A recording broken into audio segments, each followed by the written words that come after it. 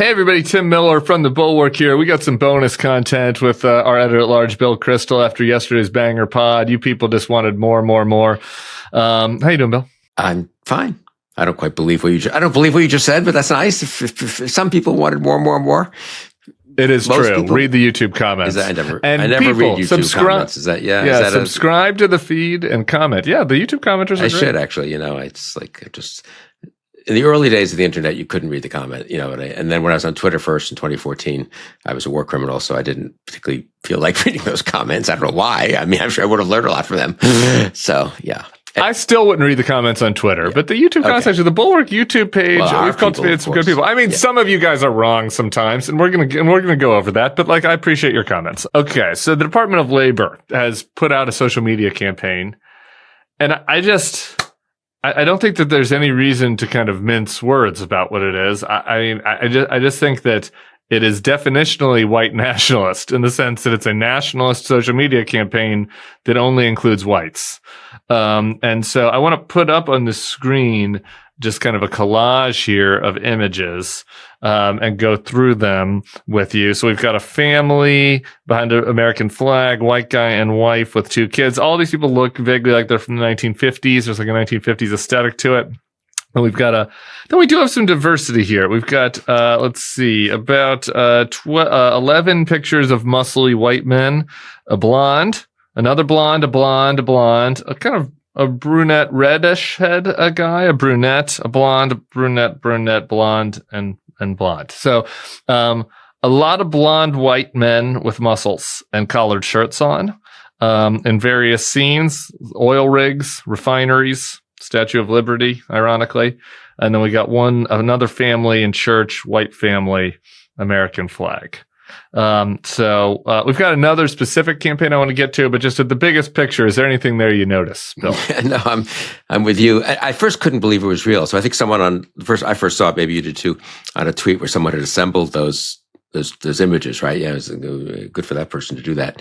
But I thought maybe it was like fake. Maybe it was a joke almost. And I also I saw this. I was like, maybe in Slack, you said, "Is this a joke?" And I had said the same thing to whoever I was on texting with at that moment. Are we sure this is real? And I believe it is. And I think people checked.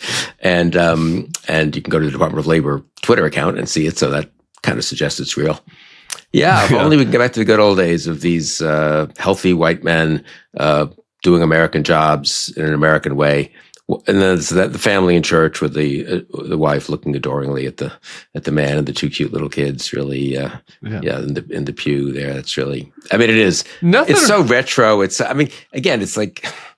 retro. It's so stupid. It's so pointless in a way. And one doesn't want to, in a way, take it too serious. I don't know. What do you think?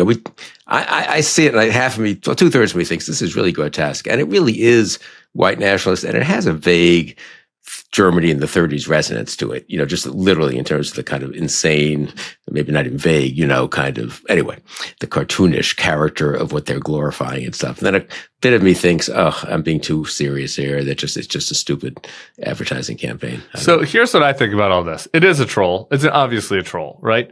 But I think there are obviously some white racists in this administration, and we've seen the texts. Yeah. We've seen the texts from people that work inside the administration now. So we know that there are some racists in the administration. We know that it attracts racists. And here's the other thing. I get this a lot, and I always I've seen this with younger Republican types and with people that I've followed over the course of the last 10 years. There is a psychological effect that if you keep doing racist jokes, over and over again, just for the laughs, and maybe it really does start with I just want to trigger the libs. I just want to make old Bill Kristol, and Tim Miller clutch their pearls and talk about norms, and I'll point and laugh at them. But eventually over time, you start posting more and more of those things, and you start to believe it. And you start to you self-radicalize.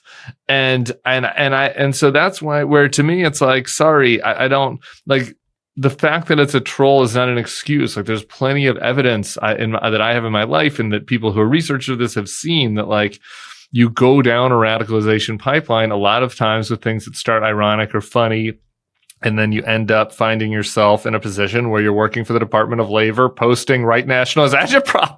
And like, that's what's happening here. And other people are also being radical, starting off semi-laughing and ending up fully on board and radicalized. The self-radicalization, I guess I wrote about this in Morning Shots, of Trumpism, and as of other past movements of that kind, is kind of astonishing. And I feel like we're seeing it. We are seeing it in real time. For me, it's the Nazis thing here. And you followed this more closely than I, so I'll let you talk more about it. But so this Fuentes guy who was Trump had to pretend he didn't know who he was and basically sort of apologize for having a dinner with him at Mar-a-Lago. What was that, 2023 or 4 or something like that? Now he's, and Tucker Carlson wasn't even okay with him, though Tucker Carlson himself has already wafted down this road. And now what is it? He's speaking at the next, Tucker Carlson interviewed him on his program yesterday.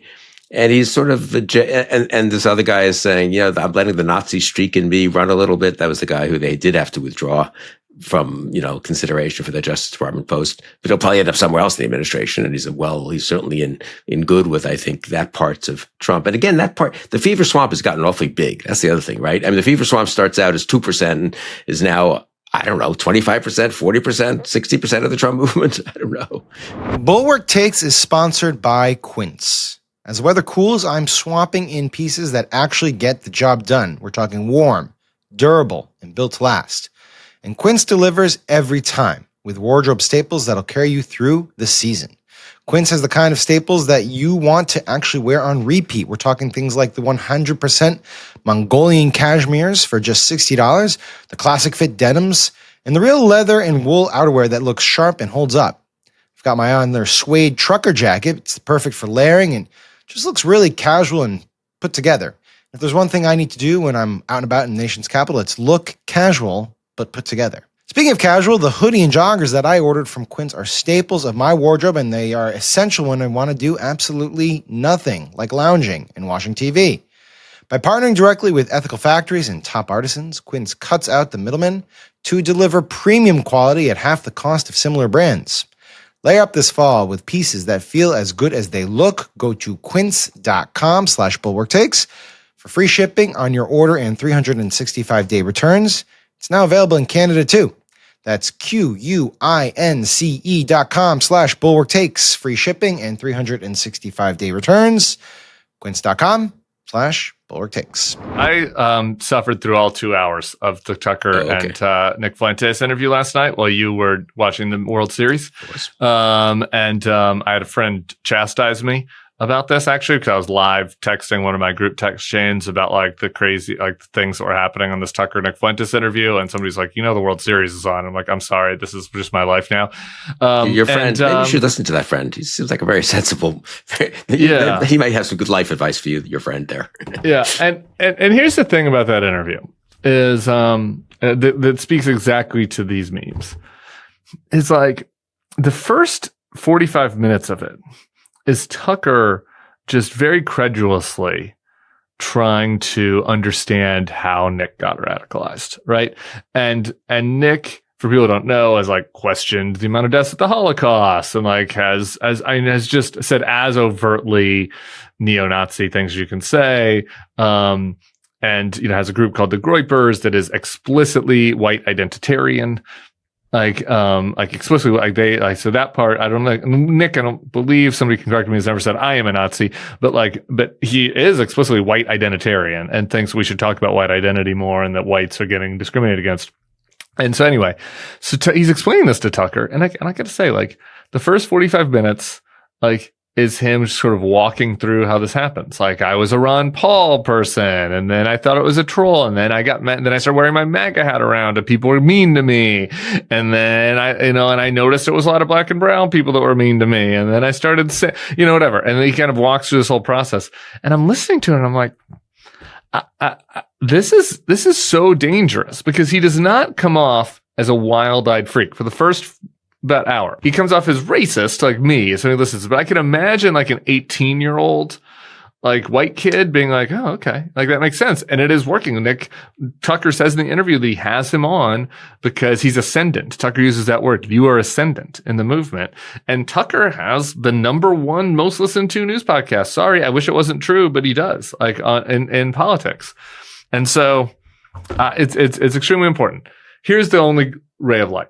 Anytime we bring this up, it's important to bring on their extremism. I want to play one clip from you for you from that interview. So it was like late December. It's actually funny. It was December 18th. I remember because that's an important date to me. And it's Joseph Stalin's birthday. Oh. I'm a fan. You're a fan of Stalin's? Mm-hmm. Always an admirer. But we don't need to go into that, I guess.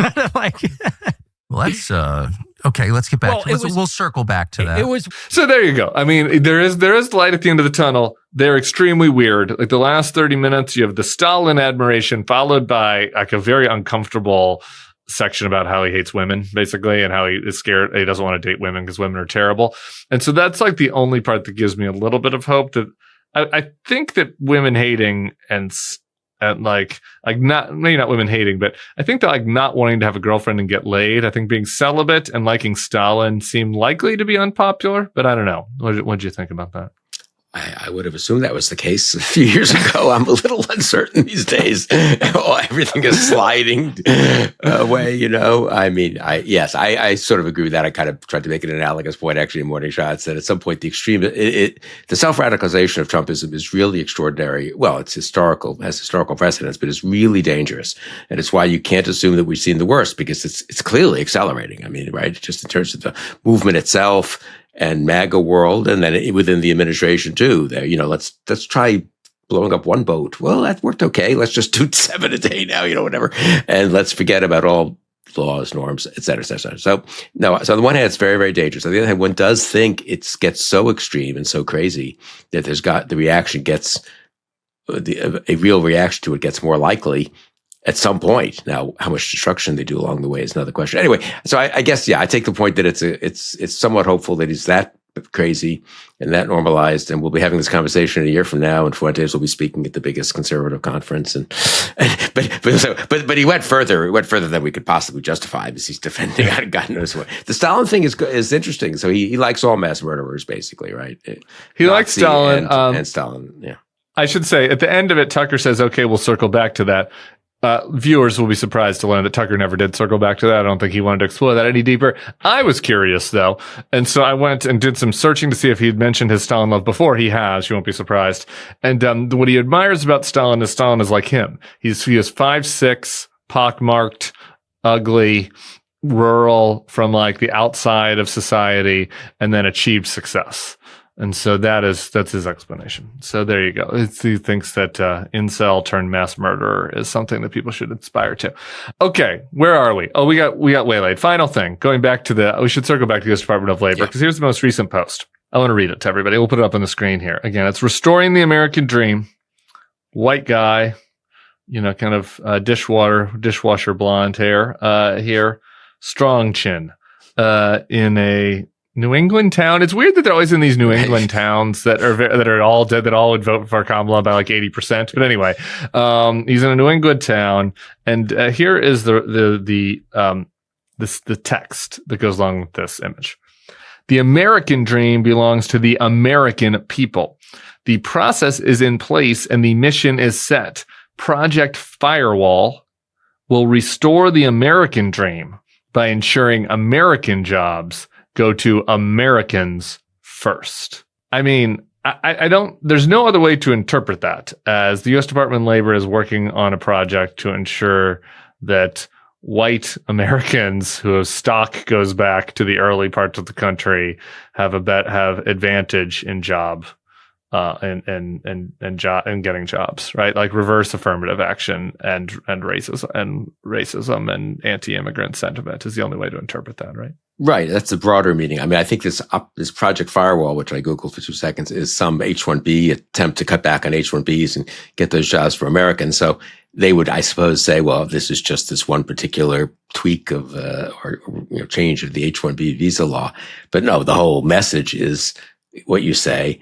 There's so many creepy things about it. I just looked at, the American dream, capital D, belongs to the American people, capital P. What is that? Trump does that too, capitalizing nouns. I believe you do that in German. So maybe I'm not to go all Nazi reductionism on everyone, but I feel like it has a certain feel to it. As you say, repeating American, but the American dream belongs to the American people. Not to overinterpret this stupid trolling thing, is actually revealing, right? Because that is kind of telltale, I think. I mean, the whole Jefferson, Lincoln, everyone thought the American dream is entrusted to the American people to try to carry out as well as we can. But the American dream is a universal dream, right? It's for free. It's equal. All men are created equal. Everyone deserves freedom and rights. Not everyone, unfortunately, can have it now. Maybe never. Maybe everyone won't ever have it. But it's our privilege, our opportunity, if we inherited this, our duty for the people who have to fight for it, to try to make this happen here. So it is, in that respect, it is really European blood and soil nationalism replacing American patriotism. It's reminiscent of what Stephen Miller said at the Madison Square Garden rally, which is also reminiscent of some German rhetoric, which is America is for Americans and Americans only. And that's like, this is just a policy version of that type of rhetoric. And I don't know. I don't really think that the H-1B visa jobs are taking jobs away from like muscly lumberjacks in the Northeast. But it doesn't really quite work their image for like the pictures to be like Bay Area multicultural tech workers, like skinny, nerdy Bay Area tech workers that are Chinese American and Indian American and also some white Americans and that's who's really losing jobs to H-1B. That it doesn't work with the agitprop that way. So I mean, just to make the obvious point, I mean, it doesn't work for the labor force as a whole. People have made this point, obviously, that most of the labor force is not, a lot of women, 47% of the labor force is female, obviously a lot of non-white Americans in the labor force. So it is, in that respect, it's not about anything except this, if you want to be nice to it, I guess, nostalgia for an America that some people remember with a very rosy and hazy glow from 1950 with none of the downsides, if you want, of that America.